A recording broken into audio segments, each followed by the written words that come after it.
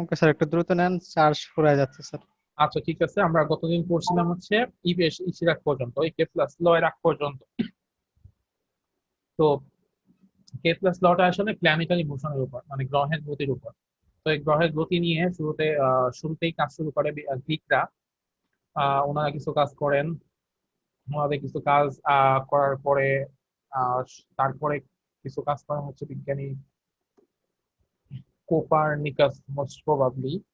উনি হচ্ছে তার সরি টলেমি একটা কাজ শুরু করেন। টলেমি হচ্ছে একটা তত্ত্ব দেন, কিন্তু ওনার তত্ত্বে যেটা ছিল, উনি বলছিলেন যে এই গ্রহগুলা হচ্ছে এরকম যে সেন্টারে থাকবে হচ্ছে পৃথিবী, আর তার চারপাশে থাকবে হচ্ছে অন্যান্য গ্রহ, মানে পৃথিবীকে কেন্দ্র করে সবাই ঘুরবে। তো শুরুর দিকে এরকমই মানুষ চিন্তা ভাবনা ছিল, মানুষ এরকমই ভাবতো। তারপর আস্তে আস্তে এই ধারণা চেঞ্জ হইলো।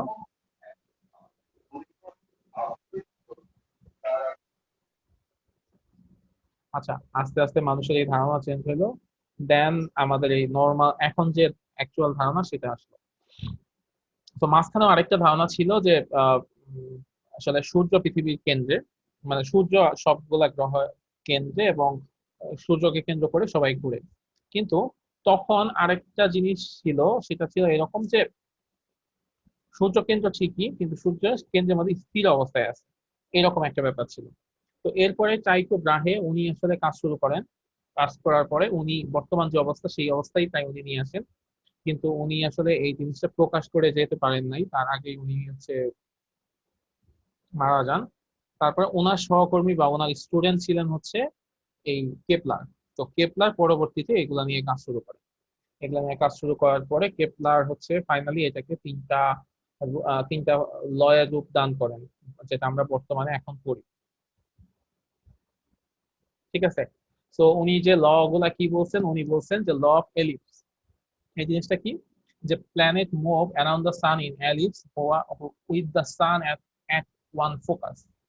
মানে সূর্যকে ফোকাসে রেখে সবগুলা প্ল্যানেট উপবৃত্তাকার আকারে উপবৃত্তাকার পথে ঘুরে। এটা হচ্ছে প্রথম সূত্র।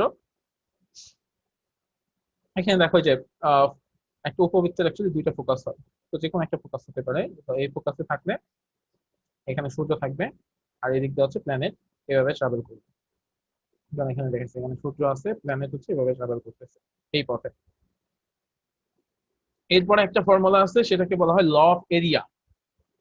ল অফ এরিয়া, ক্ষেত্রফলের সূত্র। এটা কি, যে একটা সূর্য থেকে একটা প্ল্যানেটের যে ডিস্টেন্স, সংযোগকারী সরলরেখা, সেখানে আমি একটা সরলরেখা যদি টানি, তারপরে এখান থেকে একটা নির্দিষ্ট সময় পরে এই প্ল্যানেটটা ধরো এইখানে গেছে, তো সেখান থেকে যদি আমি আরেকটা সরলরেখা টানি, এই দুইটা সরলরেখা দ্বারা এখানে যে ক্ষেত্রফলটা পাওয়া যাবে, সেই ক্ষেত্রফল কেমন হবে, সেই ক্ষেত্রফল হবে এরকম, যে ধরো ওই প্ল্যানেটটা এখানে ছিল, এখানে থাকার পরে ওই একই সময় ওই প্ল্যানেটটা এখানে গেছে, এখানে ছিল, ওই এখানে এই এখান থেকে এটুকু যেতে যে সময় লাগছে, এখান থেকে এটুকু যেতে তার সেই একই সময় লাগছে। তো এরকম যদি হয়, এখান থেকে এই পর্যন্ত গেল, তো তখনও এই দুইটা সংযোগকারী সরলরেখা দ্বারা যে পরিমাণ ক্ষেত্রফল তৈরি হবে, সেই ক্ষেত্রফলগুলো সমান হবে, মানে এই ক্ষেত্রফল আর এই ক্ষেত্রফল সমান হবে। That means the line connecting the sun to a planet sweeps equal areas in equal time. সূর্য এবং গ্রহের সংযোগকারী সরলরেখা সমান সময়ে সমান ক্ষেত্রফল অতিক্রম করে। এটা হচ্ছে এরিয়ার সূত্র। আর এরপরে সূত্র কি, ল অফ টাইম, টাইমের সূত্র। সেটা কি, এই দেখো, চিন্তা করে দেখো, এই প্ল্যানেটটা যখন এদিক দিয়ে ঘোরাঘুরি করে, তখন আহ এই প্ল্যানেট থেকে এই সানের ডিস্টেন্স কি সমান সব জায়গায়? না স্যার, সমান হবে না। আচ্ছা, সমান হবে না, এক এক জায়গায় এক এক রকম। তো আমরা প্ল্যানেটের যে ডিস্টেন্স, এই ডিস্টেন্স গুলো যদি যোগ করে মেইন ডিস্টেন্সটা বের করি, মানে অ্যাভারেজ একটা ডিস্টেন্স বের করি, সেই অ্যাভারেজ ডিস্টেন্সের যে কিউব হবে, মানে মেইন ডিস্টেন্সের কিউব, সেটা হবে কার সমান, এই প্ল্যানেটের অরবিটাল পিরিয়ড বা টাইম পিরিয়ডের সমান, মানে টাইম পিরিয়ডের স্কোয়ার। টাইম পিরিয়ডের square is proportional to the cube of the mean distance from the sun. That means t square is proportional to r cube. Time পিরিয়ডের স্কোয়ার হচ্ছে প্ল্যানেট থেকে সানের main যে ডিস্টেন্স আছে, সেই মেইন ডিস্টেন্সের কিউবের সমানুপাতিক। তো এটাকে যদি আমরা এরপরে করি, প্রপোর্শনাল চিহ্নটা সরিয়ে দেই, তাহলে এখানে একটা কে আসে, টি স্কোয়ার সমান সমান কে আর কিউব। যেখানে কে হচ্ছে কেপলারস কনস্ট্যান্ট। তো এখন আমাকে একটু বলো যে কেপলারস ল গুলো আমাদের কি বুঝে আসছে কিনা বা বুঝতে পারছি কিনা আমরা।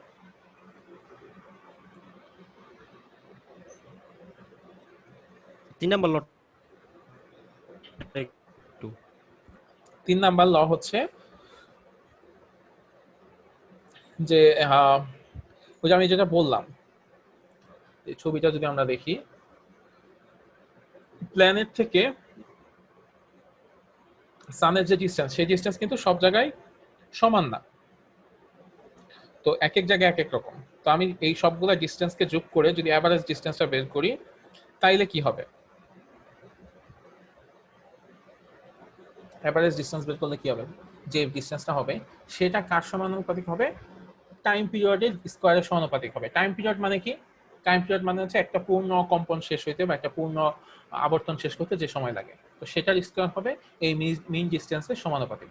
এটা প্রত্যেকটা প্ল্যানেটের জন্য ডিফারেন্ট হবে, কারণ এক একটা প্ল্যানেট কিন্তু এক এক অরবিটে থাকে, তো তাদের ডিসটেন্সটাও ডিফারেন্ট হবে।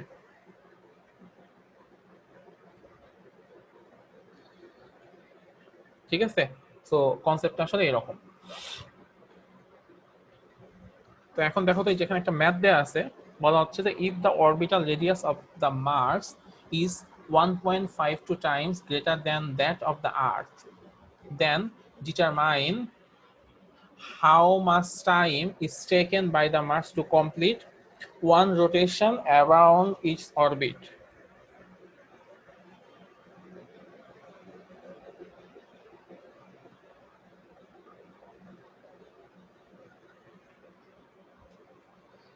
বলছে মার্সের অরবিটাল রেডিয়াস সেটা যদি আর্থের চাইতে 1.52 গুণ হয়, তাহলে একটা অরবিটে একটা মার্সের একটা রাউন্ড শেষ করতে কত সময় লাগবে।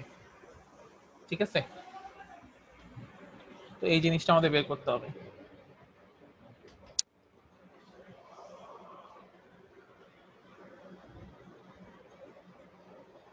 পারবা এটা? এটা আর কিউব যেটা হবে, আর কিউবের ওইখানে 1.52 কিউব দিতে হবে না স্যার? আচ্ছা দেখো এখানে জিনিসটা কেমন হবে, যে সূত্রটা দাঁড়াবে এরকম যে কে এর মান তো সব জায়গায় সমান, তাহলে T1 বাই T2 সমান সমান কি হবে? এটা স্কোয়ার করা যাবে, এখানে স্কোয়ার, এখানে একটা square, R1 cube divided by R2 cube. এখানে R1 R2 মানে R1 হচ্ছে পৃথিবী ধরি যদি, আর T1 হচ্ছে মানে R1 T1 আমরা পৃথিবী ধরলাম, ঠিক আছে, আর R2 T2 আমরা হচ্ছে মার্স ধরলাম। তো বলা হচ্ছে কি R1 R2 এর যে রেডিয়াস মানে R2 এর যে রেডিয়াস সেটা কি হবে? R2 হচ্ছে R2 is equal to 1.52 R1। ঠিক আছে, সো R2 এর জায়গায় আমি 1.52 R1 বসিয়ে দিব, তাহলে কি হবে? যে R1 R1 কাটা, তাহলে থাকবে শুধু হচ্ছে 1.52। কিউব হবে তো sir 1.52 cube, sorry, 1.52 whole cube হবে না স্যার? হ্যাঁ কিউব তো হবেই, মানে আমি জাস্ট মানটা দেখাইলাম R1 আর R2 মান রিলেশন কেমন সেটা দেখালাম। তো তুমি R2 এর জায়গায় 1.52 R কিউব বসাবা, তো উপরে নিচে R cube R1 cube R1 cube কি হবে? ভ্যানিশ হয়ে যাবে। তো থাকবে শুধু অ্যাকচুয়ালি 1.52 R কিউব, এটাই শুধু থাকবে। আর এই পাশে পৃথিবীর একটা অরবিটে আবর্তনকাল কত?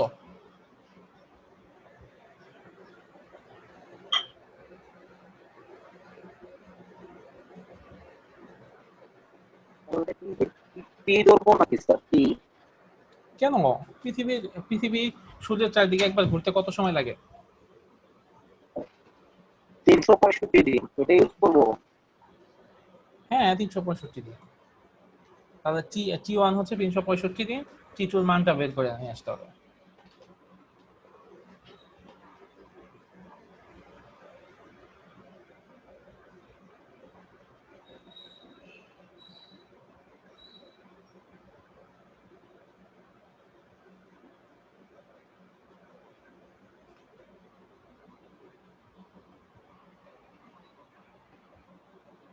তো কি পারবা এটা করতে? T1 এর মান 365, R1 এর মান তো R1 ই, আর R2 এর মান হচ্ছে 1.52 R কিউব। T2 এর মানটা বের করে নিয়ে আসতে হবে।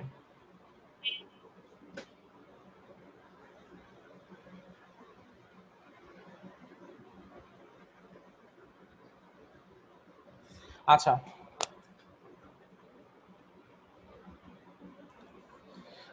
এরপর হচ্ছে universal law of gravitation. Universal law of gravitation আমরা সবাই জানি এই সূত্রটা, নিউটনের মহাকর্ষ সেই বিখ্যাত সূত্র যে আর আগেরটার অ্যান্সার 684। হতে পারে, আমি আছে অ্যানসারটা ঠিক বলতে পারতেছি না, তবে এরকমই হবে যেহেতু রেডিয়াস বৃদ্ধির সাথে সাথে আমার টাইম পিরিয়ডে বাড়ে, সো অ্যানসারটা একটু বেশি হবে। সো ইউনিভার্সাল ল অফ গ্র্যাভিটেশনটা কি, যে ওই যে আমরা নিউটনের যে জিনিসটা জানি, আপেল গাছের নিচে বসেছিল, এই সময় একটা আপেল পড়লো, তো সময়টা ছিল দুপুর বেলা না বিকেল বেলা। তো নিউটনের মনে হইলো আচ্ছা পৃথিবী যদি ঘোরে তাহলে তো এই মোমেন্টে আমার পৃথিবীর মানে নিচের প্রান্তে থাকার কথা, তাহলে আপেল যদি সবসময় নিচে পড়ে তাহলে তো আপেলটা তো উপরের দিকে যাওয়ার কথা, মানে উপরের দিকে বলতে নিচের দিকে পড়ে যাওয়ার কথা, তাহলে আমার কাছে কেন আসে? মানে নিউটন চিন্তা করতেছিল এইরকম, যে পৃথিবী যদি একটা এরকম হয়, তা আমরা যদি এইদিকে বাস করি আর পৃথিবী যদি ঘুরে তাহলে দুপুরবেলা আমার কই যাওয়ার কথা? এখানে না? বুঝতে পারছো? ধর সকালবেলা আমি এখানে দাঁড়ায় আছি, তো দুপুরবেলা আমি কই থাকবো? পৃথিবী ঘুরলে এইখানে। তো এখানে যদি একটা আপেল গাছ থাকে, সে আপেল থেকে যদি আপেল পড়ে তাহলে আপেল কোন দিকে যাবে? ওই সেন্সে আপেল নিচের দিকে যাওয়ার কথা, নিচের দিকে যাওয়া মানে কি? শূন্যের দিকে চলে যাওয়ার কথা। তো ওই সময় ধারণা ছিল এরকম। তো পরবর্তীতে নিউটনের মনে হলো না, তাহলে কাহিনী তো ডিফারেন্ট, এরকম কিছু না, তার মানে কি পৃথিবী সবকিছুকে নিচের দিকে আকর্ষণ করে। তখন উনি আসলে একটা ল দিলেন যে আমাদের এই ইউনিভার্সের প্রত্যেকটা অবজেক্টকে নিজেদের দিকে আকর্ষণ করে, যে বলে আকর্ষণ করে সেই বলকে বলা হয় গ্র্যাভিটেশনাল ফোর্স, এবং the force acting to objects is directly proportional to the product of their masses, তাদের ভরের গুণফলের সমানুপাতিক, এবং inversely proportional to the square of the distance between their centre, মানে ফোর্সটা হবে ভরের গুণফলের সমানুপাতিক। F is proportional to m1, m1 যত বেশি হবে ফোর্স তত বেশি হবে, m2 যত বেশি হবে ফোর্স তত বেশি হবে, আর আর ফোর্স তত কমে যাবে যত ডিস্টেন্স বেড়ে যাবে, মানে ওই দুইটা বস্তুর মধ্যে ডিস্টেন্স যত বেশি হবে ফোর্স তত কমে যাবে, আর ডিস্টেন্স যত কমে যাবে ফোর্স তত বেড়ে যাবে। তো সবগুলো ইকুয়েশনকে যদি আমি একসাথে রিরাইট করি তখন কি হবে? F is proportional to m1 m2 divided by r square. অতএব f is equal to g m1 by m2 by r square. এটাই হচ্ছে mathematical expression for Newton's universal law of gravitation, যেখানে জি কে বলা হয় সার্বজনীন মহাকর্ষ ধ্রুবক, কোনোভাবেই যেটার মান পরিবর্তন হয় না, এবং এটার মান হচ্ছে 6.63 × 10⁻11 newton metre square per kg square.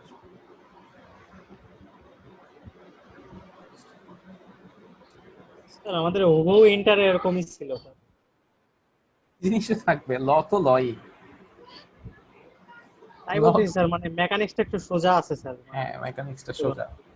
আচ্ছা, এখন দেখো তো এই যে ম্যাথটা করতে পারো কিনা, এই ম্যাথটা তো পারা উচিত তাইলে তোমার। জি স্যার, পারবো স্যার। বলো, করে ফেলো।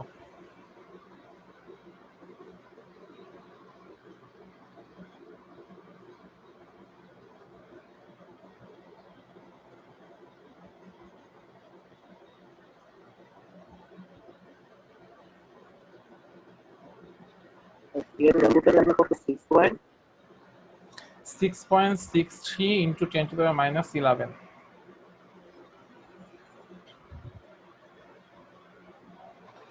Newton per metre.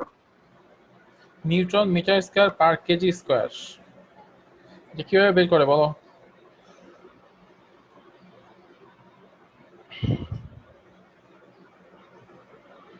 এটা টাইপ করে দাও যে m1 m2 যেটা আছে ওটাকে বাম পাশে পাঠিয়ে দিব, ইকুয়াল টু যে g m1 m2 by r square. ওইখান থেকে বাইর করতে পারবো। ওকে,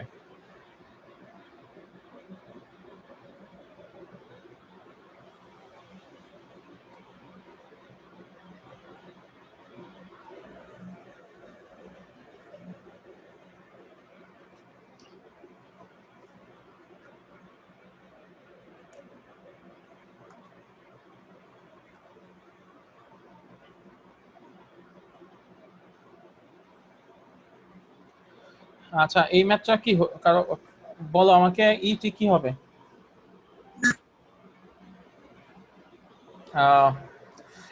M1 এর মান কত কে বলবে? আর এমন হবে পৃথিবীর বল 5.9898 ইনটু 10^24। আচ্ছা 5.98 × 10^24। আর M2? স্যার 70 কেজি, কিন্তু ফিজিক্স স্টুডেন্টের ওয়েট হচ্ছে 70 স্যার কেজি। এটার অ্যান্সার কি স্যার 4.35 ইনটু 10^9?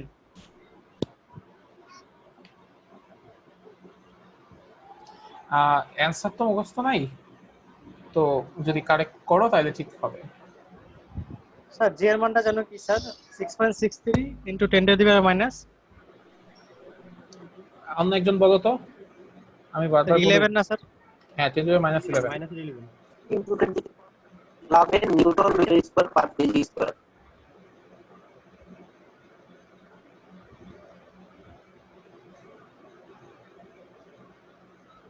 স্যার অ্যান্সার ওটাই আছে স্যার, 4.35 ইনটু 10^9। স্যার এখানে আর এর মান কি নিচেরটা স্যার? 6.38 ইনটু 10^6। হ্যাঁ আর এর মান হচ্ছে এটা। জি স্যার ওইটাই আসে। ওকে তাহলে গুড, আমরা তাহলে একটু সামনের দিকে আগাই। সেটা হচ্ছে স্যাটেলাইট। স্যাটেলাইটের নাম শুনছি না আমরা, satellite TV, satellite channel. Satellite কি? উপগ্রহ। মানে একটা উপগ্রহের নাম বলো তো কেউ একজন, জনপ্রিয় উপগ্রহ। স্যার সাত। চাঁদ, ঠিক আছে হ্যাঁ। উপগ্রহ হচ্ছে এমন জিনিস যেগুলো হচ্ছে গ্রহের চারপাশে গ্রহ কোন একটা গ্রহকে কেন্দ্র করে ঘুরতে থাকে, ঠিক আছে। আচ্ছা তো এরকম উপগ্রহ দুই ধরনের আছে, একটা হচ্ছে ন্যাচারাল স্যাটেলাইট আর একটা হচ্ছে আর্টিফিশিয়াল স্যাটেলাইট। ন্যাচারাল স্যাটেলাইট কেমন? যেগুলো ন্যাচারালি তৈরি হয়েছে, যেগুলা ঘোরাঘুরি করে। যেমন আমাদের পৃথিবীর একটা উপগ্রহ আছে, সেটা হচ্ছে চাঁদ। আর্টিফিশিয়াল স্যাটেলাইট কি? আর্টিফিশিয়াল স্যাটেলাইট হচ্ছে এমন স্যাটেলাইট যেটা মানুষ তৈরি করছে, যেটা হচ্ছে পৃথিবীকে চারপাশে ঘুরে একটা নির্দিষ্ট হাইটে, পৃথিবীর সারফেস থেকে একটা নির্দিষ্ট হাইটে ঘুরে এবং একটা নির্দিষ্ট সময় পর পর সেটা পৃথিবীকে মানে একই সময়ে সে ঘোরা কমপ্লিট করে। তো এরকম যদি কিছু থাকে সেটাকে আমরা বলি কি? আর্টিফিশিয়াল স্যাটেলাইট বা কৃত্রিম উপগ্রহ। যেমন স্পুতনিক 1 এরকম একটা স্যাটেলাইট আছে, বাংলাদেশ থেকেও তো একটা স্যাটেলাইট পাঠানো হয়েছে তাই না? নাম কি ওটার? বঙ্গবন্ধু স্যাটেলাইট 1, বঙ্গবন্ধু স্যাটেলাইট বানায়। বঙ্গবন্ধু 1। এগুলা কিন্তু মনে রাখতে হবে। বাংলাদেশ থেকে স্যাটেলাইট পাঠানো হয়েছে কি, কবে পাঠানো হয়েছিল, সেই স্যাটেলাইট আবার কবে ভাঙলো, কবে ঠিক করলো, কবে জোড়া লাগাইলো, কোন কোন জায়গা থেকে এটা উঠাইছে, এই জিনিসগুলা কই লাগবে বলো তো? কোথায় স্যার? এই জিনিসগুলো লাগবে হচ্ছে তোমরা ওই যে চাকরির বাইরে চাকরির চাকরির এবং পরীক্ষাতে। পরীক্ষাতে এই জিনিসগুলো আসবে। ঠিক আছে 100% আসবেই, যেহেতু আর তোমরা ইলেকট্রিক্যালে তোমাদের তো আরো বেশি আসবে। ঠিক আছে, তো এই কোনো জবের পরীক্ষা দেওয়ার আগে এই জিনিসগুলো পুরোটা পড়ে যাওয়া। আচ্ছা তো এই স্যাটেলাইটের ইউজ কি কি? ইউজ হচ্ছে to establish contracts with other countries through telephone আর ইন্টারনেট। আমরা ইন্টারনেট ইউজ করি বা টেলিফোন ইউজ করি, এগুলো আসলে স্যাটেলাইটের মাধ্যমে করা হয়। যদিও এখন অবশ্য অনেক কিছু ইসের দিকে চলে যাচ্ছে, মানে যে ফাইবার অপটিক্যাল কেবল দিয়ে চলে, মাটির সমুদ্রের নিচ দিয়ে চলে যাচ্ছে, মানে ওটা আরো ফাস্ট হয় ইসের চাইতে, স্যাটেলাইটের চাইতে। ঠিক আছে, তো যাই হোক তারপরেও এই যে আমরা কি করতে পারি স্যাটেলাইটের মাধ্যমে বিভিন্ন দেশের সাথে, বিভিন্ন মহাদেশের সাথে, ইভেন দেশের সাথে আমরা কন্ট্যাক্ট রাখতে পারি। টু অবটেইন ওয়েদার ফোরকাস্ট, আবহাওয়ার পূর্বাভাস জানার জন্য এটা ইউজ করা হয়। To determine the depth of ocean, সমুদ্রের গভীরতা বের করার জন্য এটা বের করা হয়। To collect information about cosmic rays and other radiation, যেসব কসমিক রে পৃথিবীতে আসে বা অন্যান্য রেডিয়েশন আছে এগুলোর সম্পর্কে ইনফরমেশন কালেক্ট করা যায় যে কি অবস্থা। তারপর হচ্ছে টু রিসার্চ অ্যাস্ট্রোনমি, মানে অ্যাস্ট্রোনমিক্যাল যেসব রিসার্চ হয় সেসব রিসার্চের জন্য এই স্যাটেলাইটগুলো খুবই দরকারি। তারপর হচ্ছে কি for used Jio survey about the size and shape of the earth and other planets. এই অ্যাস্ট্রোনমিক্যাল রিসার্চের জন্য অ্যাকচুয়ালি কি করা হয় যে পৃথিবী বা অন্যান্য গ্রহের সাইজ কেমন, শেপ কেমন, সেসব জিও সার্ভে করা হয় স্যাটেলাইটের মাধ্যমে। আচ্ছা, তো আরেক ধরনের উপগ্রহ আছে যার নাম বলা হয় ভূস্থির উপগ্রহ। সেটার নাম শুনছি আমরা কখনো? জি স্যার। মানে সেটা আর্টিফিশিয়াল স্যাটেলাইটই, সেটা হচ্ছে ভূস্থির। কারণ কি, তার আবর্তন কাল হচ্ছে 24 ঘন্টা। পৃথিবীর সমান। তো 24 ঘন্টা হওয়ার কারণে যেটা মনে হয় যে পৃথিবীর আবর্তন কালের সমান, মানে পৃথিবী ঘুরতেছে ও ঘুরতেছে, আমাদের কাছে মনে হবে না যেটা ঘুরে, মনে হবে ওটা সারাক্ষণ স্থির অবস্থায় আছে। তো ওই ধরনের স্যাটেলাইটকে বলা হয় ভূস্থির উপগ্রহ।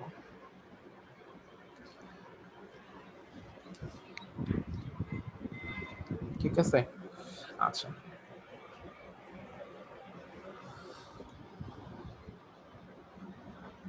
তো একটা স্যাটেলাইটের ভেলোসিটি আসলে কিভাবে বের করা হয়?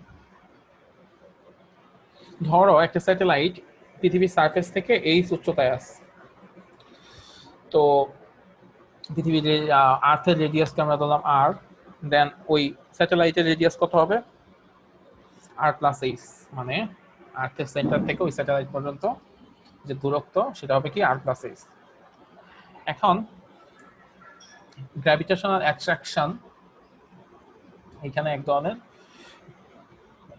কি বল তৈরি করবে, কেন্দ্রমুখী বল তৈরি করবে, সেন্ট্রিপিটাল ফোর্স তৈরি করবে ওই স্যাটেলাইটের উপর, এটা রোটেশনের জন্য। তো এখানে দুইটা ব্যাপার হবে, একটা হচ্ছে কি যে ওই স্যাটেলাইটটা পৃথিবীর সাথে একটা মহাকর্ষ বল আছে, সেটা একটা জিনিস। আর আরেকটা বল কি, সেন্ট্রিপিটাল ফোর্স। দুইটা বল একটা আরেকটাকে কি করবে, ব্যালেন্স করে ওই জিনিসটাকে ওখানে রাখে, তাই না? আচ্ছা আচ্ছা, দুইটা বল যদি ব্যালেন্স না হইতো তাইলে কি হইতো? তাহলে কিন্তু একটা আরেকটা থেকে দূরে সরে যেত, মানে কোনোটা কারো কোনো খোঁজ খবর রাখতো না, দুইটা দুই দিকে চলে যেত। যদি শুধু থাকতো, শুধু মহাকর্ষ বল থাকতো, তাহলে ওটা কি হতো, আস্তে আস্তে কাছে চলে আসতো। কিন্তু ওটা যেহেতু ঘুরতেছে, যখন ঘুরবে তখন ওটার মধ্যে কি একটা সেন্ট্রিপিটাল ফোর্স তৈরি হবে। তো ওই কেন্দ্রমুখী বলের কারণে ওইটা আবার ঠিকঠাক মতো থাকবে, সমস্যা হবে না। তো আমরা বলতে পারি তাহলে এই কেন্দ্রমুখী বল আর হচ্ছে সেন্ট্রিপিটাল ফোর্স আর এফ জি এটা হচ্ছে সমান। তো এফ জি যেটা মহাকর্ষ বল যেটা, সেটা কি হবে, F G M by R square. আর সেন্ট্রিপিটাল ফোর্স সমান সমান কি, M V square divided by R. Okay, তাহলে এখান থেকে এম বাদ দিতে পারি, নিচে থেকে একটা আর, এখান থেকে একটা আর আমরা বাদ দিতে পারি, তাহলে থাকবে কি, V square by G M by R. তাহলে বি সমান সমান কি হবে, বি সমান সমান root G M by R, এরকম হবে। আচ্ছা, একটা মিনিট আমি একটু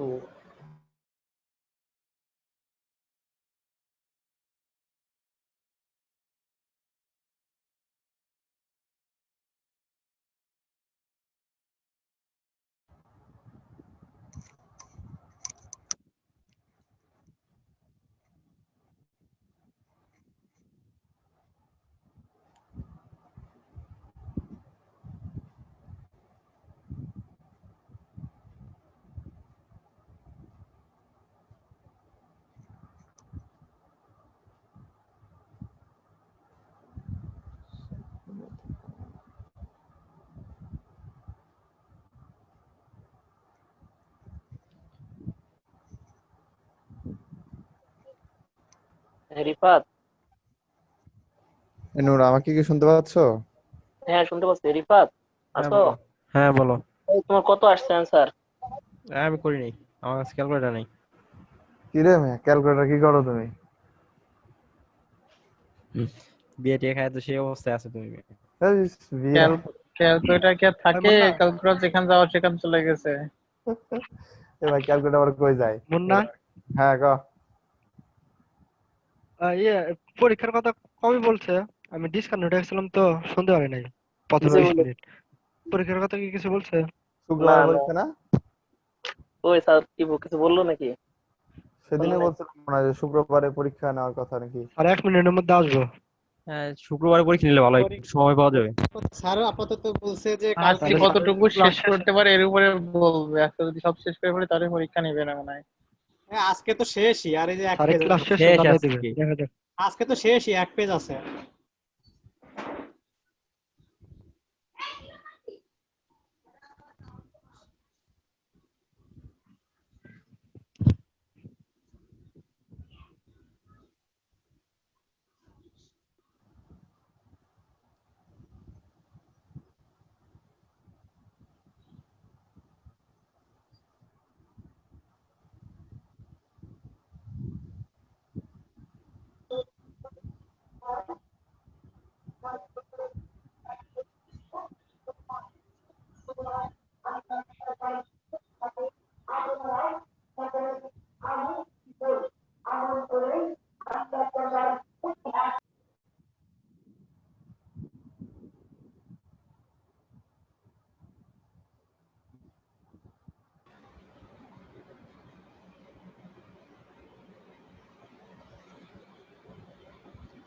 আচ্ছা সরি, অফিস থেকে একটা ফোন আসছিল। হ্যাঁ জি স্যার, সমস্যা নেই।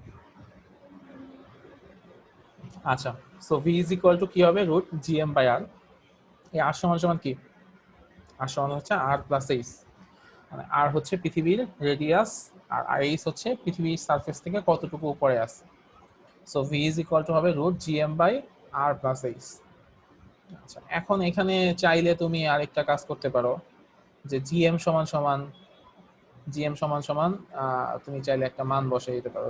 জিএম সমান সমান কি হবে, এই যে এখানে দেখো এখানে কি ছিল, এই যে এখানে জিএম সমান সমান কি, ভি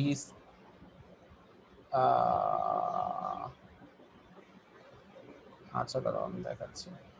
তো ওটা স্যার অন্য এক জায়গা থেকে আসে মেবি। এটা হচ্ছে ওকে, জি সমান সমান জিএম বাই আর স্কোয়ার, একটা ফর্মুলা জানা আছে না, এটা মনে আছে? অভিকর্ষ ত্বরণ বের করতে হয়, অভিকর্ষ ত্বরণ জি সমান সমান জিএম বাই আর স্কোয়ার। দেখি মনে আছে না ভুলে গেছো? এটা হচ্ছে জি স্যার, মনে আছে স্যার। এফ সমান সমান G M by M divided by R square. এইটা সমান সমান, আবার এফ সমান সমান কি লেখা যায়, এম জি। এমজি। ঠিক আছে, তো এখানে এম আর এম যদি বাদ দাও তাহলে কি হবে, জি এম সমান সমান জি আর স্কোয়ার। তো এই কারণে ওই যে জি এম সমান সমান জি আর স্কোয়ার, জি হচ্ছে অভিকর্ষ ত্বরণ আর আর হচ্ছে পৃথিবীর রেডিয়াস। তো এইভাবে করে একটা আর্টিফিশিয়াল স্যাটেলাইটের জন্য ভেলোসিটি বের করা হয়। যে অ্যাকচুয়ালি তাহলে এটা ডিপেন্ড করতেছে কার উপর বলো তো, ভেলোসিটিটা কার উপর ডিপেন্ড করবে? একটা আর্টিফিশিয়াল স্যাটেলাইটের ভেলোসিটি কিসের উপর ডিপেন্ড করে? তো উচ্চতার উপরে। উচ্চতার উপরে উচ্চতার উপর। আর হ্যাঁ, আর সবকিছু একই কিন্তু, ঠিক আছে। সো সেটা যত হাইটে থাকবে ভেলোসিটি কি হবে, তত কমবে না বাড়বে? স্যার কমবে স্যার ভেলোসিটি। কমে যাবে। ওকে, তাহলে এই টাইপের যদি ম্যাপ থাকে তোমাদের, যে an artificial satellite is revolving around the earth at a height of 700 kilometer from the surface of the earth, find the horizontal velocity of the satellite. বের করতে পারবা? জি এর মান কত সেটা তোমরা জানো, আর এর মান কত খুব সুন্দর করে দেয়া আছে, 6400 কিলোমিটার। Sir 237.77 sir. হইতে পারে, আমার কাছে অ্যান্সার জানা নাই। এইচ এর মান দেয়া আছে 700 কিলোমিটার। সো ইজিলি হয়ে যাবে। যদি তোমরা কিলোমিটারে রাখো তাহলে কিন্তু একটু ক্যাচাল আসছে, কারণ জি এর মান কিন্তু আবার মিটারে, সো সবগুলা মিটারে নিয়ে নিবা, ঠিক আছে? এগুলো সলিউশন দাও না এখানে, হ্যাঁ হ্যাঁ। সলিউশন দাও না এখানে স্যার। না সলিউশন মানে এটা তো আমি তৈরি করছি, সলিউশন আমি নিজেই আচ্ছা মানে করি, আর এগুলো তো সহজ ম্যাথ। হ্যাঁ, সিম্পল ম্যাথ যদিও, তাই বলতেছি স্যার। আচ্ছা, এই হচ্ছে মোটামুটি শেষ। আর মোটামুটি তোমাদের ক্লাসিক্যাল মেকানিক্সের পার্টটুকু শেষ। আর জাস্ট একটা জিনিস একটু তোমাদের জানাই, একটা প্রিন্সিপাল আছে, নাম হচ্ছে আনসার্টেনিটি প্রিন্সিপাল তোমাদের সিলেবাসে। সেই প্রিন্সিপালটা কি, যে কোন একটা বস্তুর একই সাথে আমরা পজিশন আর এক্সাক্ট মোমেন্টাম এই জিনিসটা জানতে পারি না একই সাথে। ধরো কোন একটা বস্তু যদি আমরা পজিশন জানতে চাই তাহলে মোমেন্টামটা হারিয়ে ফেলি, আবার ওই জিনিসের মোমেন্টাম যদি জানতে চাই পজিশন হারিয়ে ফেলি। মোমেন্টাম মানে কি? মোমেন্টাম মানে হচ্ছে ওই বস্তুর ভর এবং ভেলোসিটি কত, মানে হচ্ছে ভেলোসিটি কত।